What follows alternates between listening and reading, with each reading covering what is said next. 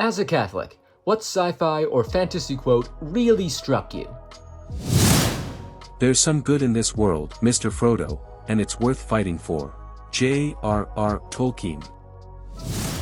Matthew 10, verse 29. Vincenzo Giuliani said quietly, "Not one sparrow can fall to the ground without your Father knowing it. But the sparrow still falls," Felipe said. The Sparrow by Mary Doria Russell. Jesuits in Space plus Tragedy, if that's your thing. We don't get to choose our time. Death is what gives life meaning. To know your days are numbered, your time is short. The Ancient One, Doctor Strange. This is from the Silmarillion. After Melkor, who's basically Satan, has tried to ruin the music of creation composed by Eru, God. To me, it's a good explanation of God's providence and his ability to use all things for good. Eru, and thou, Melkor, shalt see that no theme may be played that hath not its uttermost source in me, nor can any alter the music in my despite. For he that attempteth this shall prove but mine instrument in the devising of things more wonderful, which he himself hath not imagined. My favorite book series has a character that can talk to a wolf. One quote I think about often is the wolf telling the main character, "Humans expect to be warm and dry all the time, but a wolf knows that isn't possible. Once you accept that you can't always be warm and dry, a little rain isn't so bad." I won't be able to quote it properly, because I don't have the book anywhere near, and even if I had, I only have it in Polish, but there was a scene in C.S. Lewis' Perelandra, where the protagonist meets someone who is basically a Venusian equivalent of Eve. He sees her sleeping and starts wondering what would it be like to see Eve like this, innocent, pure, free of corruption. But then comes this bitter realization, that it's impossible, it's too late. No. Other great things, other blessings, other joys and exultations, but not this. Nevermore. And this moment touches me deeply. It relates so well to the feelings I have about my past sins, that were long ago confessed and absolved, but still left me a different person. I received so much God's grace and blessings since I stopped committing these sins, and I'm very grateful for that, but there's still this deep sadness, that I can never fully return to being the person I was before. Sins have consequences, even if forgiven. Yoda when he said, "Luminous beings are we, not this crude matter," I take it to mean the soul over the body. From WandaVision, what is grief, but love persevering? The fear is the mind killer quote from Dune is okay, but people pass up this one from later in the movie.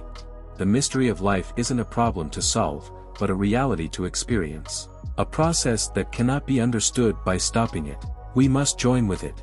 We must flow with it. This one beats fear is the mind killer by far. Fear is the mind killer is just more quotable, but this one applies best to Catholicism. It covers why abortion and suicide is wrong, how we have to let go of earthly things, how we should try to go with God's plan instead of fight it. It helped me let go of some of my anxiety about becoming pregnant again and that it's just life, the changes happen and can't be stopped, better to just accept it. It helps me. Along with the, "I wish it didn't happen to me / in my time," quote from Lord of the Rings, to accept that I just have to let go of trying to get any change out of my narcissistic abusive mother and that the trauma from that should just encourage me to be a better mom / stop the cycle of abuse. That there's some good that comes out of all this suffering. They took everything I was. They used me to kill and to destroy, and I couldn't stop them. I should have been able to stop them. I tried. I tried so hard, but I wasn't strong enough. I wasn't good enough. I should have been able to stop them. So, my brother is a human being after all. This exchange from Star Trek TNG between Picard and his brother is one of the best moments in the entire show. From Legend of the Seeker, Wizard's first rule: people will believe a lie because they want it to be true or because they're afraid it might be true. Or the longer version from the book it was based on, Wizard's first rule: people are stupid, given proper motivation. Almost anyone will believe almost anything. Because people are stupid, they will believe a lie because they want to believe it's true, or because they're afraid it might be true.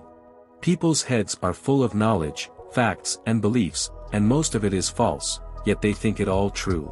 People are stupid, They can only rarely tell the difference between a lie and the truth, and yet they are confident they can, and so are all the easier to fool. I say this as a convert.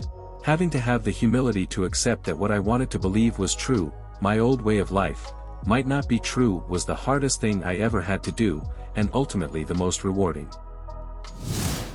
No human being, when you understand his desires, is worthless. No one's life is nothing. Even the most evil of men and women, if you understand their hearts, had some generous act that redeems them, at least a little, from their sins. Speaker for the Dead, Orson Scott Card. A man who has nothing, can still have faith. Dawn of War 2, Chaos Rising.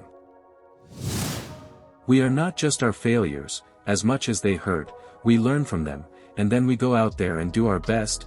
Peter Parker reminds me I could fail, I have a forgiving God, but it's not okay to not learn from it and not do your best in the second try.